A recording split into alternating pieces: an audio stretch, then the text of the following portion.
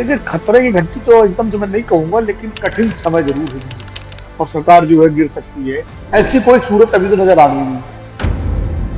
अभी विपक्ष का थोड़ा पलड़ा भारी लग रहा है, तो खासकर पेपर लीक का मुद्दा है, राम मंदिर में चढ़ावा चोरी का मुद्दा है, रोजगार का मुद्दा है, जिसको लेकर के युवाओं में एक आक्रोश है। जिस सरकार के मंत्री कहते थे कि हमारे यहाँ इस्तीफे नहीं होते, हम्म, उसको मजबूर कर दिया उन्होंने शिक्षा बिल्कुल। मंत्री धर्मेंद्र प्रधान का इस्तीफा लेने के लिए। तो बांकीपुर में जिस तरह से प्रशांत किशोर जीते, ये संकेत ऐसे हैं कि भाजपा के लिए थोड़ा कठिन समय है। जिस आक्रामकता के साथ भारतीय जनता पार्टी जानी जाती है, वो आक्रामकता फिलहाल नजर नहीं आ रही है।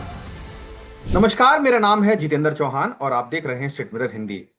देश की राजनीति में इस वक्त उथल-पुथल मची हुई है, चाहे राम मंदिर का मुद्दा हो या फिर बांकीपुर और दतिया जैसे उपचुनाव में बीजेपी की हार हो। संसद चल नहीं रही है, तमाम बिलों को पास कराना है, लेकिन मुसीबत सरकार के लिए बनी हुई है।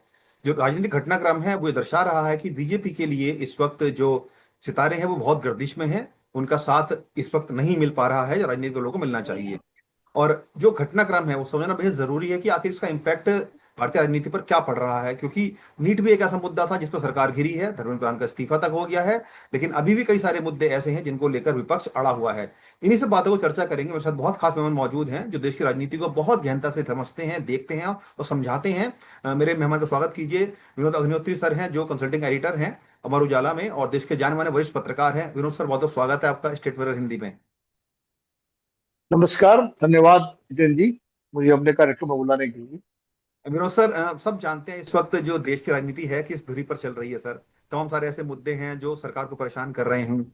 चाहे नीट का मसला हो, हमने देखा धर्मेंद्र प्रधान साहब का इस्तीफा तक हो गया उस पर, लेकिन विपक्ष अभी भी अड़ा हुआ है, संसद नहीं चलने दे रहा है। कई सारे बिल पास कराने हैं। राम मंदिर पर चर्चा वो चाहते हैं, नीट पर चर्चा चाहते हैं, पैलेट गन चलाई गई उसको पहले अमित शाह को घेरा जा रहा है, और तमाम सारे ऐसे मुद्दे हैं जो सरकार घिरी हुई है। सर, क्या लग रहा है कि बीजेपी के लिए ये एक खतरे की घंटी आने वाले समय के लिए, या ये चीजें सिर्फ अभी स्थायी तौर पर ऐसी नजर आ रही हैं? देखिए, खतरे की घंटी तो एकदम से मैं नहीं कहूंगा, लेकिन कठिन समय जरूर है बीजेपी। हम्म। क्योंकि खतरे की घंटी तब होती है जब उनके एनडीए के एलाइंस के बीच में किसी मुद्दे को लेकर खींचतान होती है, हम्म। और तब होता है कि सरकार के लिए खतरा है और सरकार जो है गिर सकती है। ऐसी कोई सूरत अभी तो नजर आ नहीं रही है। आपकी जो उनके अभी जो उनके गठबंधन के सहयोगी हैं वो सब उनके साथ इंटैक्ट है। अभी विपक्ष का थोड़ा पलड़ा भारी लग रहा है, तो कुछ मुद्दे विपक्ष के हाथ में ऐसे हैं जिनसे वो जी। सरकार को घेर रहा है। तो खासकर पेपर लीक का मुद्दा है, राम मंदिर में चढ़ावा चोरी का मुद्दा है, महंगाई का मुद्दा है। ये सब मुद्दे ऐसे हैं जो विपक्ष के पास हैं। शिक्षा व्यवस्था का मुद्दा है, रोजगार का मुद्दा है, जिसको लेकर के युवाओं में एक आक्रोश है, जिसका एक हम लोगों ने जनता मंत्र पे एक उसका रूप देखा था कि वो बच्चे आए थे और 20 दिन के अंदर ही अंदर उन्होंने उस सरकार को जिस सरकार के मंत्री कहते थे कि हमारे यहाँ इस्तीफे नहीं होते, हम्म, उसको मजबूर कर दिया उन्होंने। तो एक सबसे ताकतवर मंत्रियों में से एक माने जाने वाले शिक्षा बिल्कुल। मंत्री धर्मेंद्र प्रधान का इस्तीफा लेने के लिए तो असंतोष तो है। और उसके बाद जिस तरह जो नतीजे आए चुनाव के, उपचुनाव के, खास करके बांकीपुर का जो उपचुनाव हुआ, तो बांकीपुर में जिस तरह से प्रशांत किशोर जीते, हम्म। वो प्रशांत किशोर जी की पार्टी को लोग विधानसभा के आम चुनाव में 4% के आसपास वोट मिला और एक भी सीट नहीं मिली।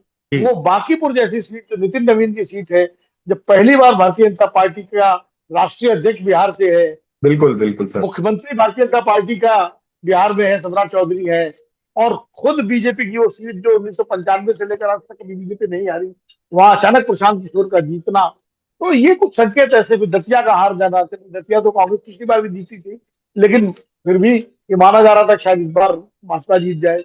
ये संकेत ऐसे हैं कि भाजपा के लिए थोड़ा कठिन समय है। संसद हम्म। में भी लगातार व्यवधान जारी है।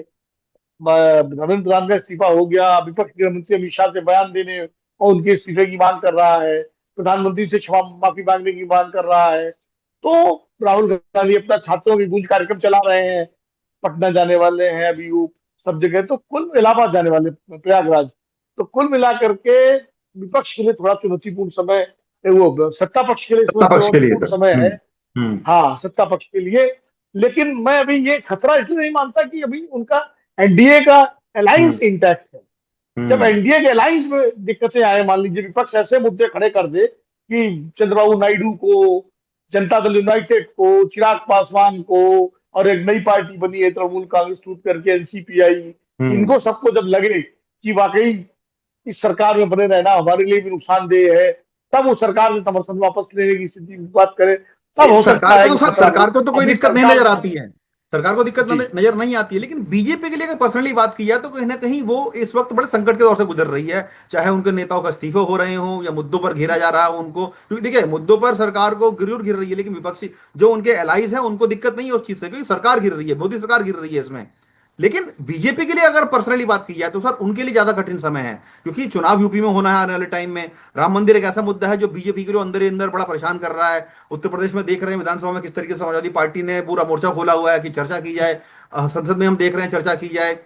क्या सरकार बचना चाह रही है इन मुद्दों से सर, या उनके पास जवाब नहीं है देने के लिए? देखिए, कुछ मुद्दे ऐसे हैं जो सरकार उनको लेके बचाव की मुद्रा में है, रक्षात्मक मुद्रा में है। आमतौर पर ज्यादातर मोदी सरकार जो है वो आक्रामक मुद्रा में रहती है, लेकिन कुछ मुद्दे ऐसे हैं जिन पे बचाव की मुद्रा में है। जैसे मणिपुर में जब हिंसा हुई थी तो सरकार बचाव की मुद्रा में आई थी, बिल्कुल। याद करिए। नंबर गेम सच में सरकार के पास है, लेकिन परसेप्शन गेम में सरकार थोड़ा पीछे हुई है। परसेप्शन जो बना है वो हम्म। सरकार के लिए थोड़ा दिक्कत पैदा कर रहा है, खास करके छात्रों के आंदोलन के बाद। छात्रों ने जो आंदोलन किया और सरकार के पीछे हटना पड़ा, वो उसके लिए उसने उसके परसेप्शन को, नैरेटिव को थोड़ा डिस्टर्ब किया है। इसीलिए प्रधानमंत्री नरेंद्र मोदी जी को खुद मैदान में उतरना पड़ा और रात में इंस्टाग्राम पे उनको वीडियो जारी करने पड़े नौजवानों को संबोधित करने के लिए। दूसरा, आप देखिए, बीजेपी के लिए कठिन समय, चुनौतीपूर्ण समय इसलिए है, संकट का समय अगर आप कहना चाहते हैं तो आप कह सकते हैं कि अभी तक नितिन नवीन की नई टीम घोषित नहीं हो पाई। हाँ जी बिल्कुल। अध्यक्ष बने हुए उनको कई महीने हो गए और जी। अभी तक नई टीम घोषित नहीं हो पाई उनको, जबकि हो जानी चाहिए थी। लेकिन इन्हीं सब कारणों से वो नई टीम घोषित नहीं हो पा रही है। मंत्रिमंडल का जो विस्तार होना वो था, होना था, फेरबदल वो भी होना नहीं हो था, पा रहा है। वो टल गया। अब वो संसद सत्र के बाद होगा, कब होगा, दिवाली के बाद होगा कि दशहरे के बाद होगा, कुछ अभी पता नहीं। तो वो टल गया। अब 2027 में उत्तर प्रदेश विधानसभा में चुनाव है, उत्तराखंड में चुनाव है, पंजाब में चुनाव है, और उसके बाद गोवा में है, गोवा में है। और शायद अ, हाँ, 5 राज्यों में चुनाव है, चुनाव जिसमें है। उत्तर प्रदेश उत्तराखंड में तो उत्तर प्रदेश, उत्तराखंड, गोवा और शायद मणिपुर है। या अरुणाचल है, पूर्वोत्तर का कोई राज्य है। मणिपुर चार में है सर। राज्यों में मणिपुर में 4 राज्यों में बीजेपी की सरकार है, जी। और 4 राज्यों में बीजेपी के सामने चुनौतियां हैं। मणिपुर में भी जबरदस्त चुनौती है बीजेपी के सामने, गोवा में भी स्थितियां बहुत अच्छी नहीं है, और उत्तर प्रदेश में जरूर योगी आदित्यनाथ का अपना एक दबदबा है, माना जा सकता है फिलहाल। लेकिन चढ़ावा चोरी के मामले ने वहां भी बीजेपी को डिफेंसिव मोड मोड में ला दिया है। हम्म। उत्तराखंड में भी बहुत सारे सवाल हैं। तो ये चुनौतियां बीजेपी के सामने है, इसलिए नई टीम नहीं बन पा रही है, मंत्रिमंडल का विस्तार नहीं हो पा रहा है। हम्म। और जो जिस आक्रामकता के साथ भारतीय जनता पार्टी जानी जाती है, वो आक्रामकता फिलहाल नजर नहीं आ रही है। सर लेकिन एक सवाल ये भी उठता है कि जिस तरह की हम बात कर रहे हैं, राम मंदिर एक मुद्दा है, विपक्ष घेरे पड़ा है, नीट को लेकर चर्चा चाहता है।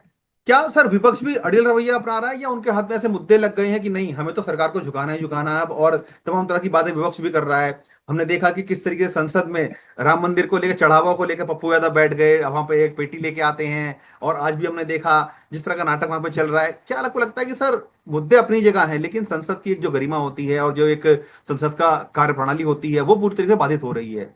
इन सबके बीच में सर कहीं ना कहीं नुकसान तो देश का ही हो रहा है। देखिए, विपक्ष अगर मुद्दे ना उठाए तो देश का नुकसान नहीं होगा क्या?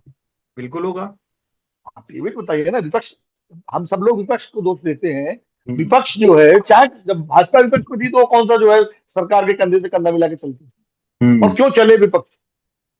मैंडेट सरकार चलाने का जनता ने सत्ता पक्ष को दिया है ना, तो उस मैंडेट का सत्ता पक्ष की जिम्मेदारी है। विपक्ष तो उठाएगा ही मुद्दे, आवाज से नहीं। नेहरू जी के जमाने से, जब नेहरू हम्म। जी के जमाने में कांग्रेस का एक छत्र राज था, संसद में विपक्ष बहुत नाममात्र का होता था, तब डॉक्टर लोहिया और कम्युनिस्ट पार्टियां और उस समय का जो विपक्ष था वो नाक में दम किए रहते थे सरकार की। उस समय मंत्रियों के इस्तीफे होते थे। टीटी कृष्णाचार्य का इस्तीफा हुआ था जीप घोटाले के बाद। ये जो जो वो मामला खुद उठाया था नेहरू जी के दामाद इंदिरा जी के पति फिरोज गांधी ने, है, जो वो मुंद्रा कांड हुआ था। जी। इसके अलावा जो है, जब चीन से भारत हारा था लड़ाई, तो कृष्ण मेनन का इस्तीफा हुआ था रक्षा मंत्री से।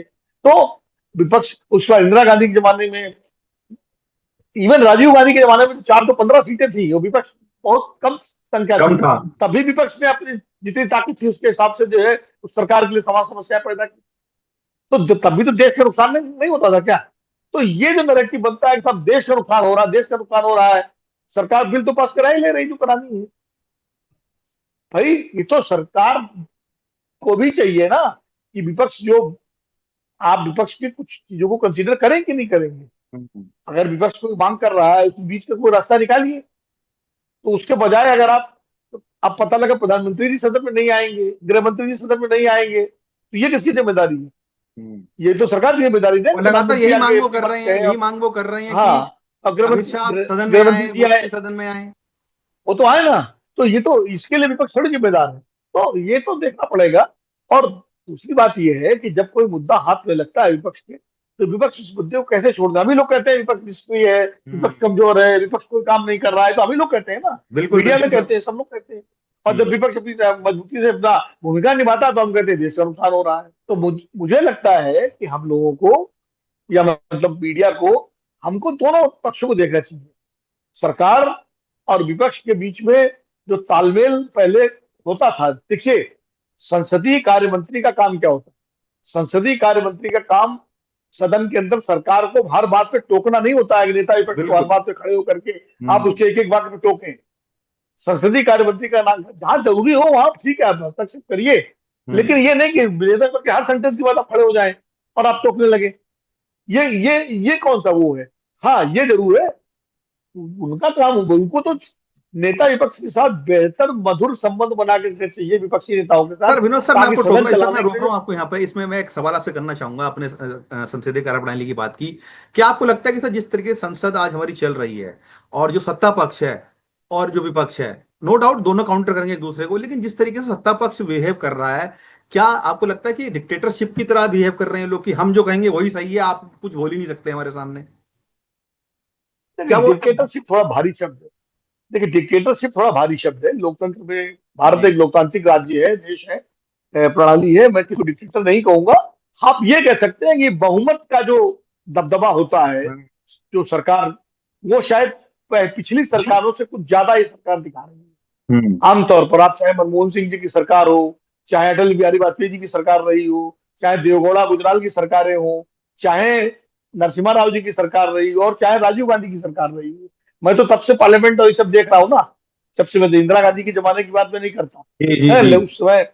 लेकिन मैं जब से, मेरी पत्रकारिता का 40 से 41 साल का अनुभव है, तब से राजीव गांधी से लेकर के और आज तक जो है, तो ये सरकार कुछ बहुमत का जो, क्या कहते हैं, दबदबा है, ताकत है, उसका ज्यादा प्रयोग करती है, जो कि नहीं करना चाहिए उतना।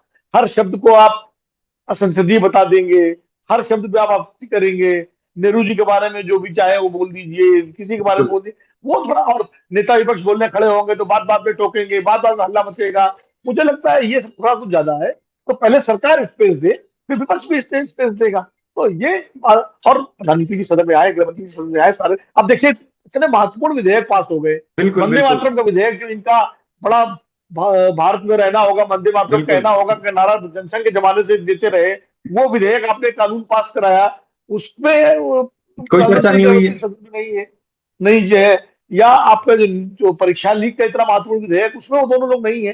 तो ये इससे क्या मैसेज जाता है? बिल्कुल। ये तो सरकार की भी जिम्मेदारी गंभीरता है। पे भी सवाल उठते हैं इसके सर, कहीं अलावा ना कहीं। गंभीरता पे भी सवाल जी, उठते हैं। गंभीरता पे भी सवाल उठते हैं कि कितने गंभीर हैं, चर्चा में शामिल नहीं हो रहे हैं। निश्चित रूप से देखिए, मुझे याद है जब प्रधानमंत्री जी, मोदी जी पहली बार प्रधानमंत्री बनकर के 2014 में आए थे, जी। तो उन्होंने संसद की सीढ़ियों पर मत्था टेका था। मत्था टेका था, बिल्कुल। याद है? और वो सबने और देखा बड़ा पूरे अच्छा देश लगा। में। बिल्कुल सबने देखा, अब सबने सराहना की, आज भी हम सराहना करते हैं कि संसद को एक मंदिर की तरह उन्होंने माना और मत्था टेका। बिल्कुल लेकिन बिल्कुल। खाली मत्था टेकना ही काफी नहीं होता है। हम्म। हम मंदिर में जाके मत्था टेकते मूर्ति के सामने, और अंदर जाके मूर्ति का सम्मान उस तरह न करने से करना चाहिए, तो ठीक। हम्म। संसद में ना आना भी एक तरह से संसद के सम्मान के प्रति वो है। संसद बिल्कुल में आप, भाई नेहरू जी से लेकर के मनमोहन सिंह तक जितने प्रधानमंत्री हुए हैं, अटल जी, ये सब लोग संसद में बहुत समय देते थे, बिल्कुल। बैठते थे।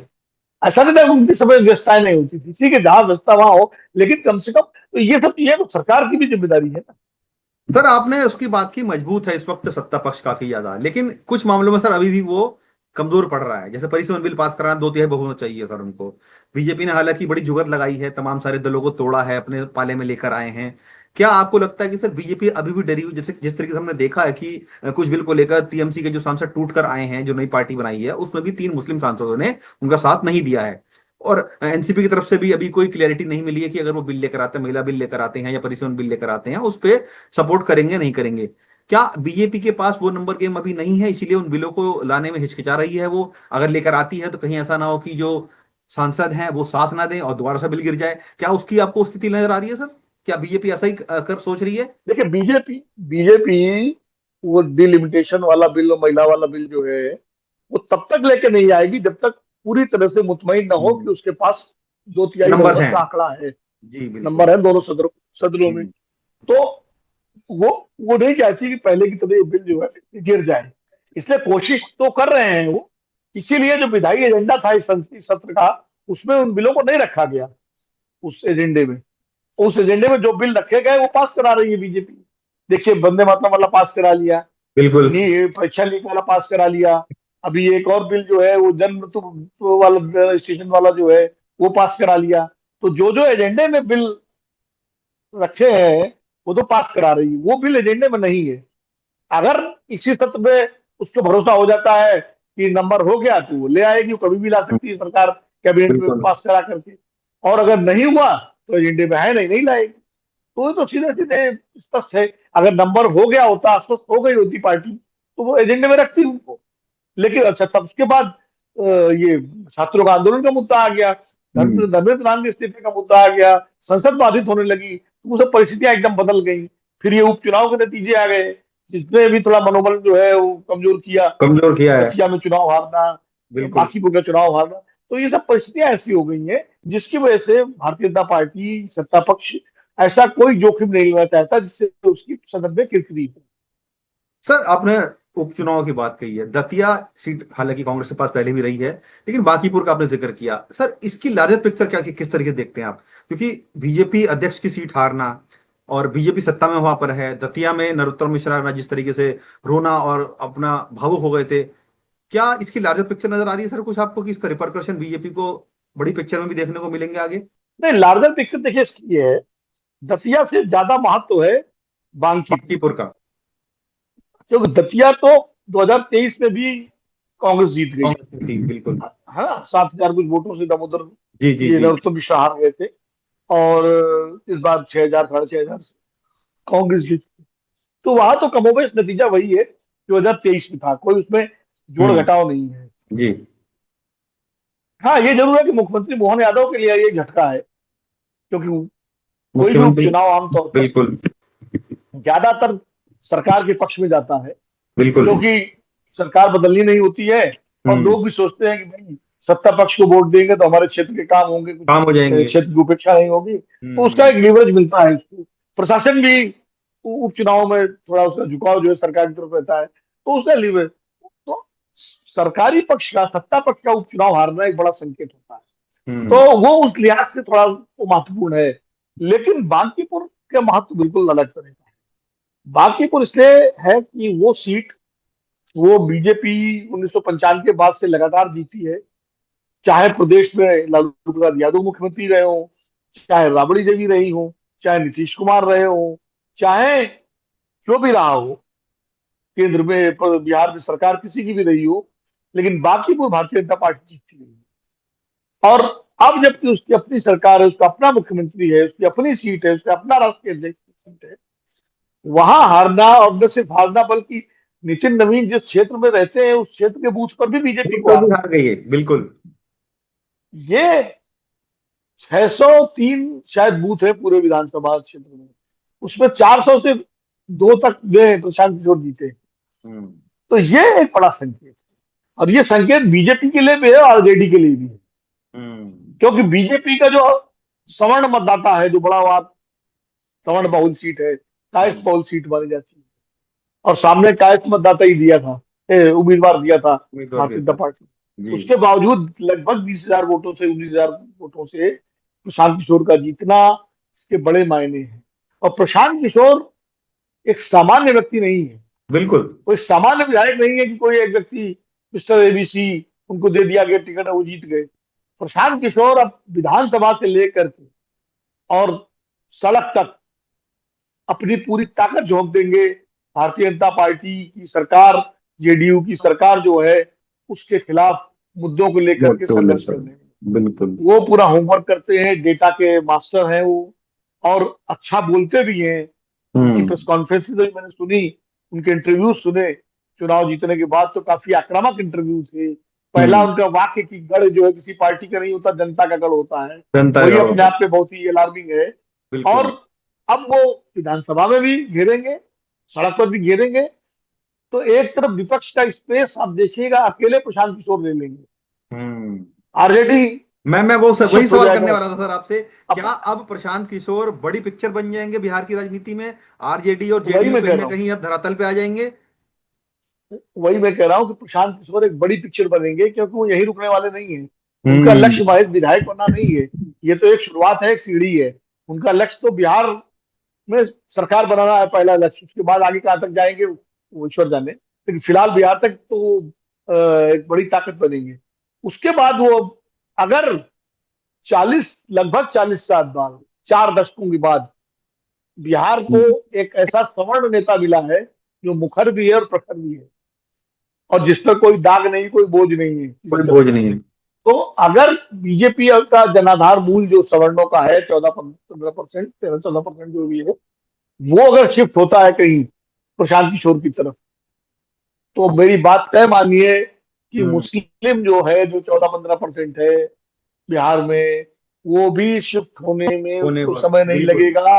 वो हम्म। आरजेडी को छोड़ देगा, और ऐसी स्थिति में प्रशांत किशोर बनाम बीजेपी गठबंधन का मुकाबला होगा। और 2030 का विधानसभा चुनाव है, वो फिर प्रशांत किशोर का चुनाव होगा। वो चुनाव हम्म। इस स्थिति में, और उसमें फिर जेडीयू का जो वोटर है, जो अति पिछड़ा है, पसमानदा मुस्लिम है, वो जी। भी शिफ्ट कर सकता है।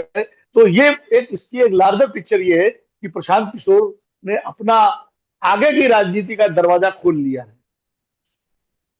बिल्कुल सर, आप सही कह रहे हैं कि आने वाली जो पिक्चर है बिहार की वो दिख रही है अभी से, कि जिस तरीके के हालात अब बन रहे हैं, प्रशांत किशोर कहीं ना कहीं बड़े नेता बन के वहां पर उभरेंगे। सर मेरा आखिरी सवाल आपसे है सर, बीजेपी ने अभी धर्मेंद्र प्रधान का इस्तीफा लिया है, हमने नीट आंदोलन देखा। मेरा आखिरी सवाल है सर आपसे, ये चलते चलते समझना चाहूंगा आपसे मैं थोड़ा सा, क्या ये सर छात्रों की जीत थी या बीजेपी की अपनी हार थी?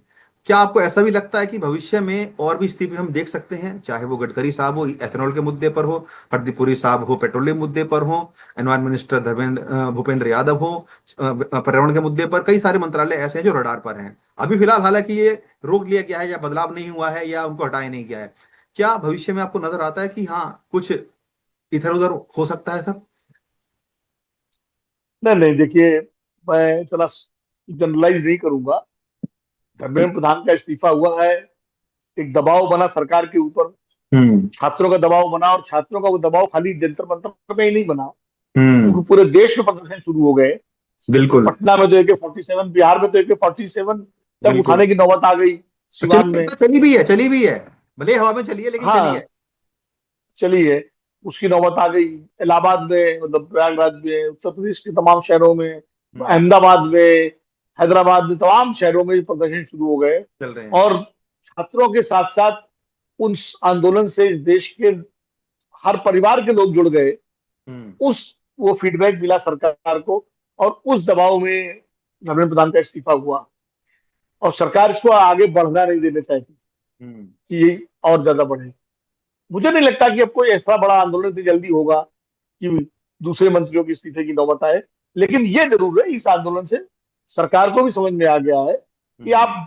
बहुत दिनों तक सिर्फ बहुमत के बल पर अपने बिल्कुल। हिसाब से चीजों को नहीं चला सकते। आपको जनता की हम्म। भावनाएं, जनता हम्म। की आवाज को सुनना पड़ेगा, वो आपको विंडो को ओपन करना पड़ेगा। बिल्कुल। तो बिल्कुल। मुझे लगता है सरकार ने कर भी दिया है, जिससे प्रधानमंत्री जी रीच आउट कर रहे हैं इंस्टाग्राम के जरिए और अपने तमाम सारे संचार माध्यमों के जरिए कोशिश कर रहे हैं कि वो युवा पीढ़ी को और लोगों को रीच आउट करें।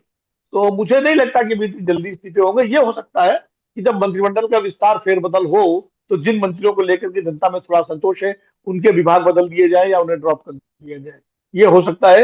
लेकिन एकदम से इस्तीफे होने लगेंगे, अभी मुझे हम्म। नहीं लगता। विनोद सर, बहुत बहुत शुक्रिया हमसे जुड़ने के लिए, सारी जानकारी साझा करने के लिए और समझाने के लिए कि इस वक्त जो राजनीति है किस पटल पर है और क्या कुछ चीजें चल रही हैं। आसान बीजेपी के लिए बिल्कुल नजर नहीं आ रहा है, भले संख्या और उनके साथ हो, लेकिन मुद्दे बहुत सारे ऐसे हैं जो परेशान कर रहे हैं बीजेपी को, और हो सकता है कि आने वाले समय में मुश्किलात बीजेपी की और ज्यादा बढ़ जाएं, जिसका नजारा हम अभी देख रहे हैं, संसद में देख भी रहे हैं। उम्मीद करते हैं कि संसद चलेगी और तमाम जो कार्यप्रणाली है संसद की वो बखूबी अंजाम तक जाए अपनी, और तमाम बिल जो पास हो जाए। विनोद सर, दोबारा से बहुत शुक्रिया जुड़ने के लिए सर।